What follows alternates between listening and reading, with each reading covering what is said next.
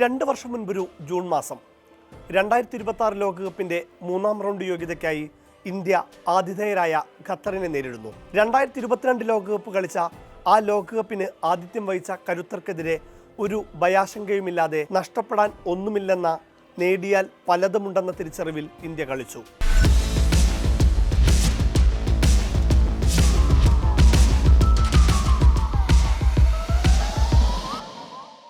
അടുത്ത ലോകകപ്പിലേക്കും അനായാസം യോഗ്യത നേടാമെന്ന ഖത്തറികളുടെ സ്വപ്നങ്ങൾക്കുമേൽ ഇന്ത്യ ഭയം പടർത്തിക്കൊണ്ടിരുന്നു.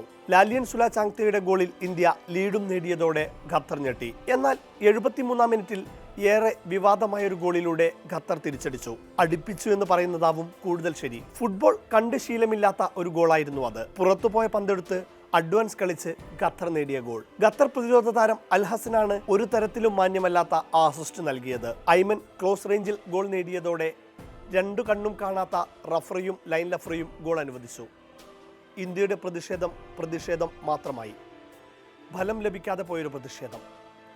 2ാം റൗണ്ട് മത്സരങ്ങൾക്ക് വീഡിയോ അസിസ്റ്റന്റ് റഫറി സൗകര്യം ഇല്ലെങ്കിലും കണ്ണുള്ളവർക്ക് പോലും ഔട്ട് ബോളായ ആ പന്തെടുത്ത് ഗോളടിച്ച ഖത്തർ മുന്നോട്ട് പോയി.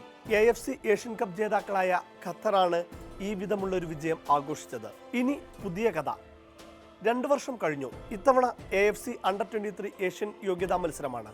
ഏട്ടന്മാരുടെ അതേ സ്വഭാവം അനിയന്മാരും കാണിച്ചു. കഴിഞ്ഞ തവണത്തെ അത്ര മോശം രീതിയിലല്ലായിരുന്നു എന്ന് മാത്രം. കാരണം പുറത്തുപോയ പന്തെടുത്ത് ഗോളടിക്കുന്നത് പോലെയല്ലല്ലോ ഡൈവിംഗിലൂടെ ലഭിച്ചൊരു പെനാൽറ്റി ഗോളാക്കുന്നത്. 18ാം മിനിറ്റിൽ അൽ ഹാഷ്മി അൽ ഹുസൈന്റെ ഗോളിൽ ഖത്തർ മുന്നിലെത്തി. എന്നാൽ വിട്ടുകൊടുക്കാൻ നൌഷാദ് മൂസയുടെ കുട്ടികൾ ഒരുക്കമായിരുന്നില്ല. ഖത്തറിന്റെ പെരുമയ്ക്ക് ഒരു ബഹുമാനവും നൽകാതെ സമ്പൂർണ്ണാധിപത്യം ഇന്ത്യ കാണിച്ചു.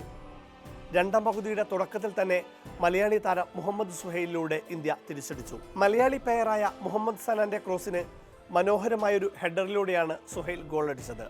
6 അടിക്കാരായ പ്രതിരോധക്കാർക്ക് മേൽ ഭൂമിയിൽ നിന്ന് 2.5 മീറ്റർ വരെ ഉയർന്നു ചാടി ഗോൾ നേടാറുള്ള സാക്ഷാൽ ക്രിസ്ത്യാനോ റൊണാൾഡോയെ അനുകരിച്ചൊരു ഗോൾ.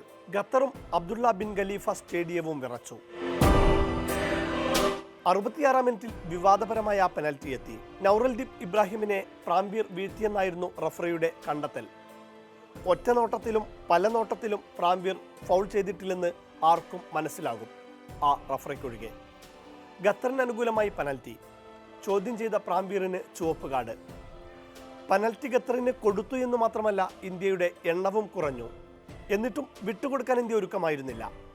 10 പേരായിട്ടും വീറോടെ പൊരുതി. ഫൈനൽ വിസിലിന് ശേഷം ഖത്തറിന്റെ ആഘോഷത്തിലുണ്ടായിരുന്നു എത്രമാത്രം അവർ ഇന്ത്യയെ പേടിച്ചിരുന്നു എന്ന്. തൊട്ടു മുൻപത്തെ മത്സരത്തിൽ ബഹ്റൈനെ വിറപ്പിച്ചപ്പോഴും ഈ വിധമൊരു ഫൈറ്റ് ഖത്തർ പ്രതീക്ഷിച്ചു കാണില്ല. പക്ഷേ നൌഷാദ് മൂസ എന്ന തന്ത്രശാലിയായ പരിശീലകൻ കുത്തിവെച്ച ഊർജം ഏത് വമ്പനെയും വീഴ്ത്താനുള്ള മരുന്നായിരുന്നു. സാധാരണ സീനിയർ മത്സരങ്ങളിൽ ഒറ്റപ്പെട്ട ചില നീക്കങ്ങൾ ഒഴിച്ചു നിർത്തിയാൽ ടീം എന്ന നിലയിൽ പലപ്പോഴും ശരാശരിക്ക് താഴെയുള്ള പ്രകടനമാണ് ഇന്ത്യ നടത്താറുള്ളത്. പക്ഷേ ഇവിടെ കഥ മാറുകയാണ്. ഒത്തിണക്കമാണ് ഈ ടീമിന്റെ കരുത്ത്. 1 മണിക്കൂർ പിന്നിട്ടാൽ തളരുന്ന താരങ്ങളല്ല ഇത്.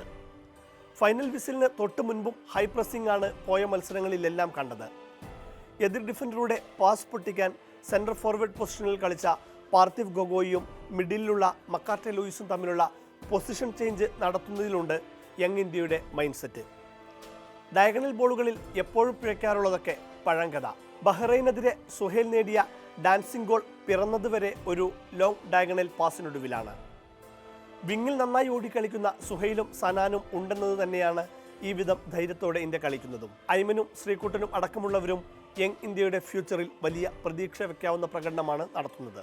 ഇന്ത്യൻ സീനിയർ ടീം ഗോൾ കീപ്പറും ഖത്തറിന്റെ ആദ്യത്തെ ആ ചതിക്ക് വിധേയനാവേണ്ടി വന്നവനുമായ ഗുർപ്രീത് സിംഗ് സന്ധു ഇന്നലെ മത്സരത്തിന് ശേഷം സോഷ്യൽ മീഡിയയിൽ കുറിച്ചത് ഇങ്ങനെയായിരുന്നു: ബോയ്സ്, നിങ്ങൾ നന്നായി കളിച്ചു, നിങ്ങൾ കൂടുതൽ അർഹിച്ചിരുന്നു. പക്ഷേ ഈ ടീമിനെതിരെ അവരുടെ ഗ്രൗണ്ടിൽ കളിക്കുമ്പോൾ ചില കാര്യങ്ങൾ ഒരിക്കലും മാറില്ല. അത് പരിശോധിക്കപ്പെടണം. അദ്ദേഹം പറഞ്ഞത് സത്യമാണ്. കളത്തിൽ എതിരാളികളോട് ഞങ്ങൾക്ക് പൊരുതാനാകും. പക്ഷേ കണ്ണ് കാണാത്ത റഫറിമാരോട് എന്ത് ചെയ്യാനാണ്? വിട്ടുകൊടുക്കില്ലെന്ന വാശി ഞങ്ങൾക്കുണ്ട്. പക്ഷേ തീരുമാനം പുനഃപരിശോധിക്കാനുള്ള വാറില്ലല്ലോ.